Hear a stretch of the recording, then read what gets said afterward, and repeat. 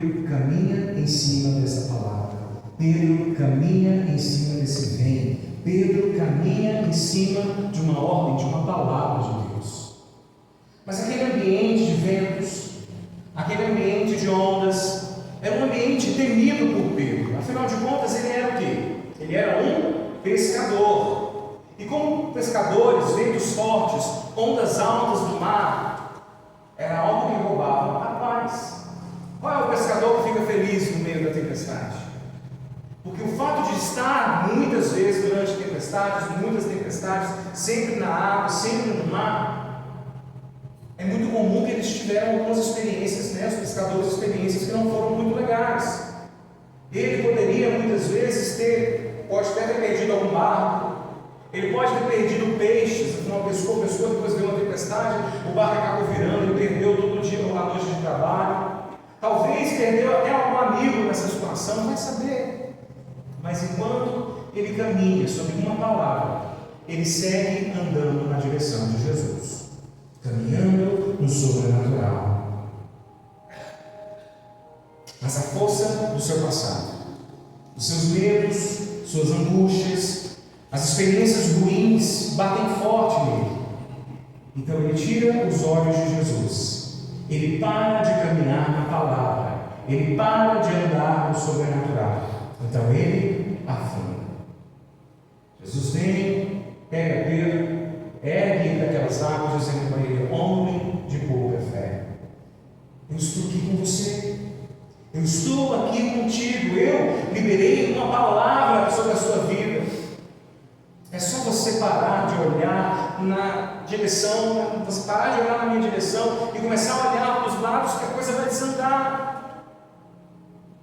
Olha para mim, siga na minha palavra, e você vai continuar vivendo, caminhando no sobrenatural.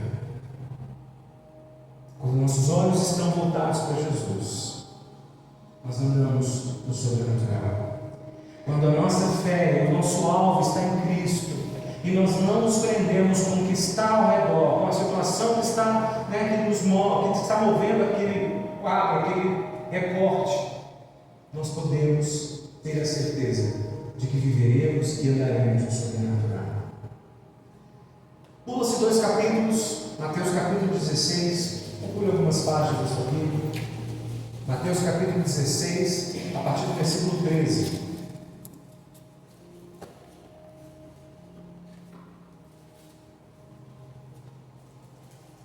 Mateus 16, a partir do capítulo 13, nós vamos ver até o 19, diz assim: indo Jesus para a região da Cesareia de Filipe, perguntou a seus discípulos: quem os outros dizem que é o Filho do Homem? E eles responderam: uns dizem que é João Batista, outros dizem que é Elias, e outros dizem que é Jeremias, outros profetas. Ao que Jesus perguntou: e vocês? Quem vocês dizem que eu sou? Respondendo Simão Pedro, disse: o Senhor é o Cristo, o Filho do Deus vivo. Então Jesus reafirmou: bem-aventurado é você, Simão Barjonas, porque não foi carne e sangue que revelaram isto a você, mas meu Pai que está nos céus. Também eu lhe digo que você é Pedro, e sobre esta pedra edificarei a minha igreja, e as portas do inferno não prevalecerão contra ela. Eu lhe darei as chaves do reino dos céus. O que você ligar na terra será ligado nos céus, e o que você desligar na terra terá sido desligado nos céus. Amém? Nós estamos falando de um cenário de 2 capítulos depois, pouco tempo depois. Jesus então chega em Cesareia de Filipe.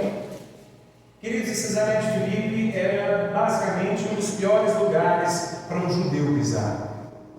Nós estamos falando de um dos piores lugares para um cristão, para um crente em Cristo Jesus pisar. Afinal de contas, era um lugar onde existia um paganismo enorme, onde existia manifestações e culto a deuses terríveis que gostavam de sacrifício de crianças. E lá naquele lugar, havia também uma caverna. E essa caverna era chamada de Porta do Hades, Porta do Inferno. E ali, naquele local, eram sacrificadas crianças para aquela potestade regente ali de Cesareia. E era o Deus Pan. E Deus Pan significa Deus pânico, Deus medo. Diga comigo, Deus pânico, Deus medo. Olha que contraste. Jesus leva os seus discípulos para a sede do pânico e do medo para lhes fazer uma pergunta: e vocês? Quem dizem que eu sou? E vocês? Quem dizem que eu sou? Vocês já me disseram o que as pessoas dizem. Agora eu estou perguntando para vocês: quem é que vocês dizem que eu sou? E para nossa surpresa, ou talvez não, aquele que afunda por conta do medo, por conta do pânico, 2 capítulos atrás, mesmo diante do que ele viveu, é ele quem tem a resposta, é ele quem traz a resposta. Sabe por quê? Ele viveu a experiência que mesmo diante do pânico, mesmo diante do medo, Jesus não o abandonou. E qual é a resposta dele? A tão emblemática resposta: Tu és o Cristo, o Filho do Deus vivo. Aquele que estava prestes a afundar no mar, por medo, por pânico. Agora, na capital do pânico e do medo, ele se levanta para dizer que ele é o Cristo, o Filho do Deus vivo. Se levanta para crer como quem crê, e declarando: Ele é fiel para nos guardar, Ele é fiel para nos socorrer, mesmo quando há medo, mesmo quando há pânico. Jesus olha para ele e fala: não foi você quem disse isso, mas foi o Espírito do meu próprio Pai que revelou isso a você. Pedro, tu és pedra, o texto aqui nessa tradução já diz, Pedro, tu és Pedro, porque existe um jogo de palavras aqui, que não é o interesse dessa pregação explicar a respeito disso. Se você quer entender Pedro, tu és pedra, e sobre esta pedra edificarei a minha igreja. Se você quer entender isso, venha para o ensino dominical, todos os domingos às 17 horas. Porque nós falamos a respeito disso, vamos entender um pouco melhor, não tem mais tempo. Mas aqui é um jogo de palavras, e ele diz: Pedro, tu és pedra, e nesta pedra eu edificarei a minha igreja. Queridos, aqui nós estamos falando do primeiro registro da palavra igreja no Novo Testamento. Jesus ele poderia ter, na verdade ele estabelece a igreja, é a primeira vez que ele fala acerca do termo igreja. Onde que ele fala isso? Na sede do pânico, no meio do pânico, no meio do medo. Ele poderia ter estabelecido a sua igreja em muitos outros lugares, mas ele sabia que o remédio para o medo, o remédio para o pânico, chama-se Igreja de Jesus Cristo. Ele sabia disso, e foi tão propício que ele aponta para aquela caverna e ele diz: as portas do inferno não vão prevalecer contra a igreja. Ele poderia ter estabelecido a sua igreja na entrada triunfal, lá no Getsemane, no jardim da oração, em tantos lugares lindos e maravilhosos que ele passou, lugares proféticos. Mas não, ele estabelece bem ali, como se ele dissesse: eu sei que aqueles que vão compor a minha igreja passaram por medos, passaram por pânico, mas é na igreja do Senhor, é lá que eles vão encontrar o remédio. É na igreja do Senhor que eles vão encontrar o alento. A minha mão fisicamente não estará aqui estendida para tirá-los quando eles estiverem afundando, mas eu vou levantar pessoas para estender as mãos para o caído. Eu vou levantar pessoas, essas pessoas vão compor esta igreja, e essas pessoas serão responsáveis, serão pequenos cristos aqui na terra, e eles serão os meus braços e as minhas mãos, e eles abençoarão a vida dos outros. Aleluia. Quantas vezes você já sentiu medo? Quantas situações geraram pânico em você? Além de termos, de termos vivido tudo isso também no âmbito pessoal, Ainda passamos por situações também no âmbito comum. Nós vivemos, nós somos a geração que nós vivemos uma pandemia. Nós estamos aqui, e se nós estamos aqui, é porque a mão do Altíssimo sempre esteve estendida em nossa vida. Já passamos por situações, queridos, já ouvi tantos testemunhos, tantos medos, tantos pânicos, tantos momentos de total desespero.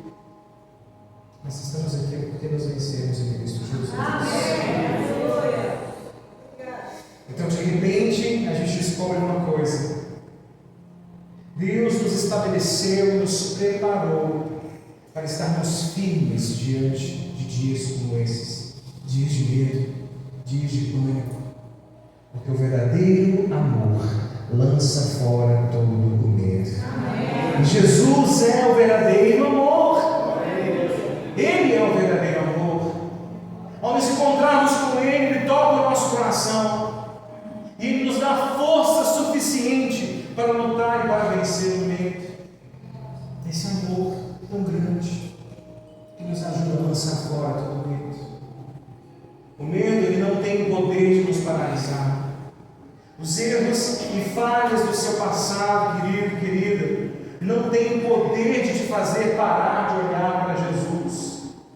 Os nossos medos e as frustrações, eles vão continuar tentando nos parar, sempre, durante toda a nossa existência. Mas nós precisamos entender que é neste ambiente que nós somos promovidos, que nós somos preparados. É nesses ambientes de pânico, de medo, de incerteza, de desequilíbrio muitas vezes, que Deus nos faz viver. Ele nos promove os maiores níveis de sobrenatural que a gente consegue viver em nome de Jesus. É nesses lugares de medo, é nesses lugares de insegurança que o clamor vem.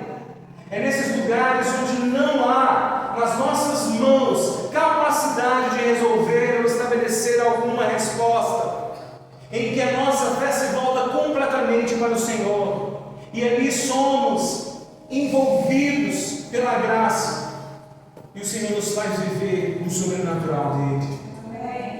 Jesus, ele não nos prometeu uma vida perfeita.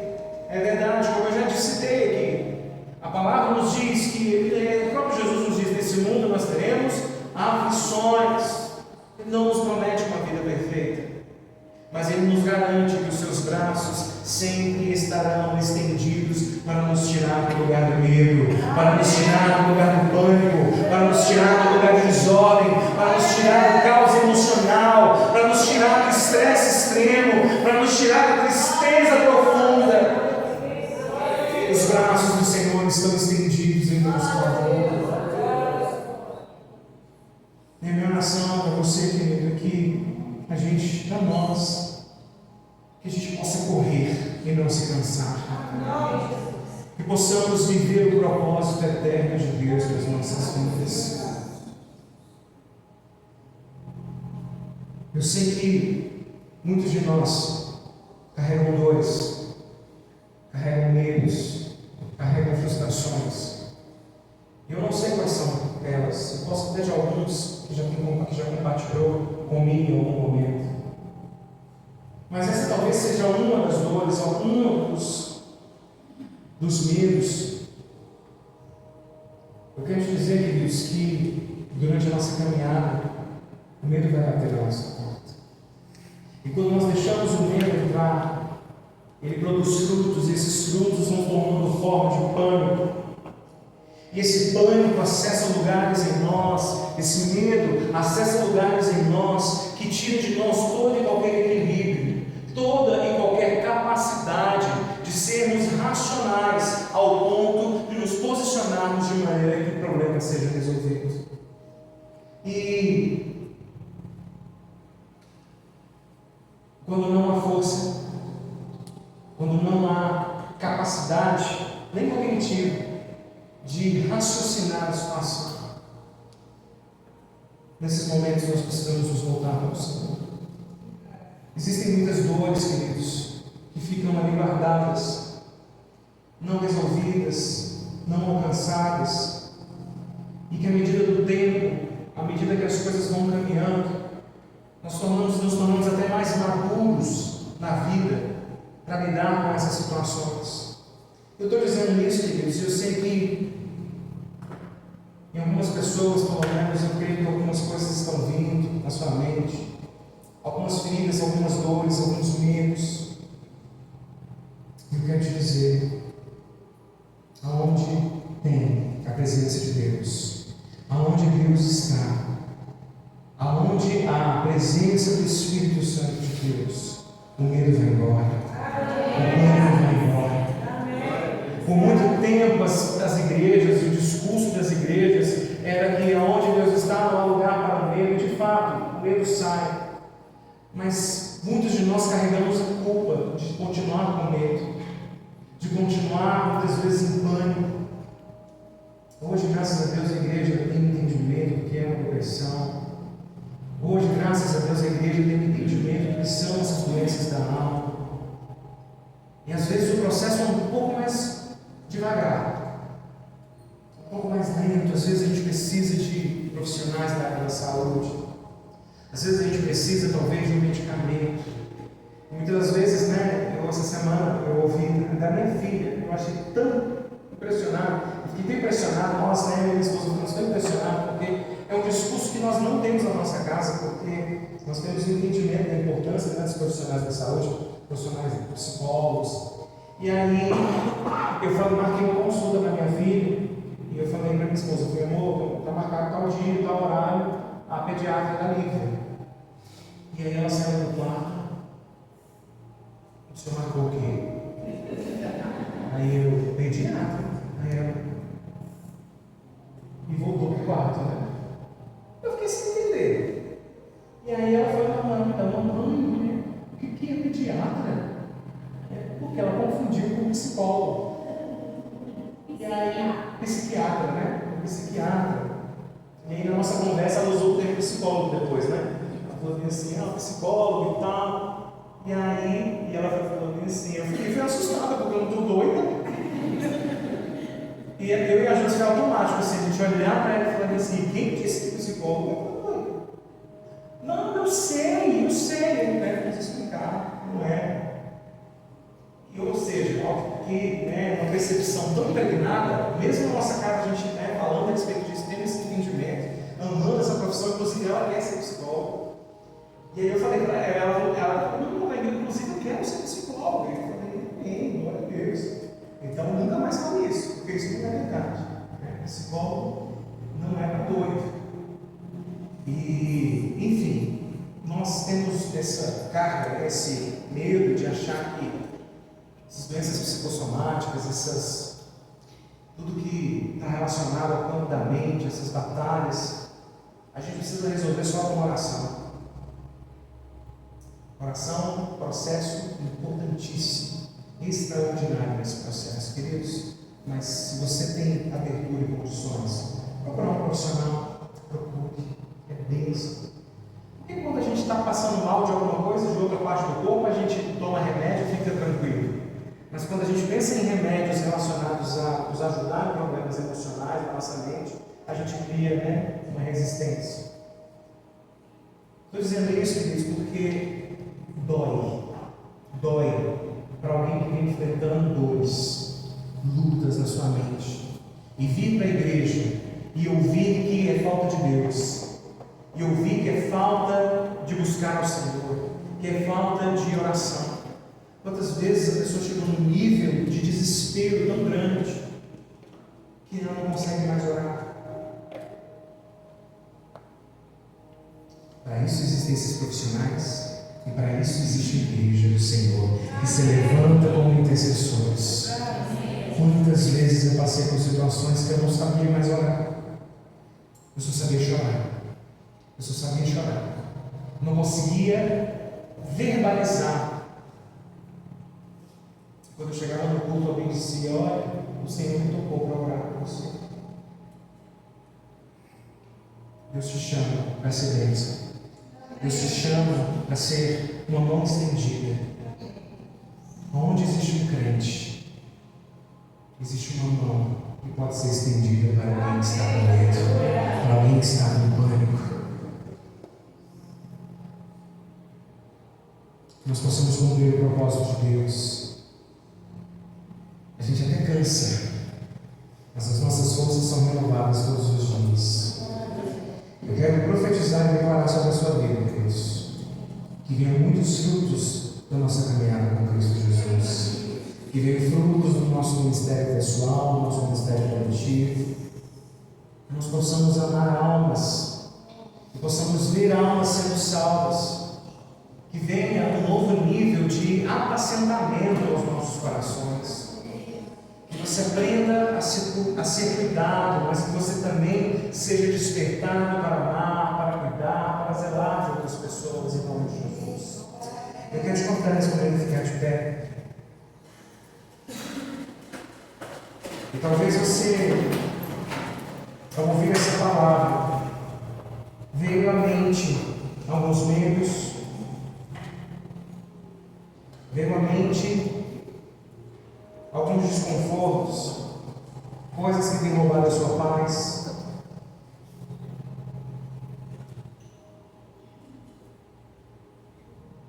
Eu quero dizer que nós estamos em um ambiente de milagres. Nós estamos em um ambiente de orações respondidas.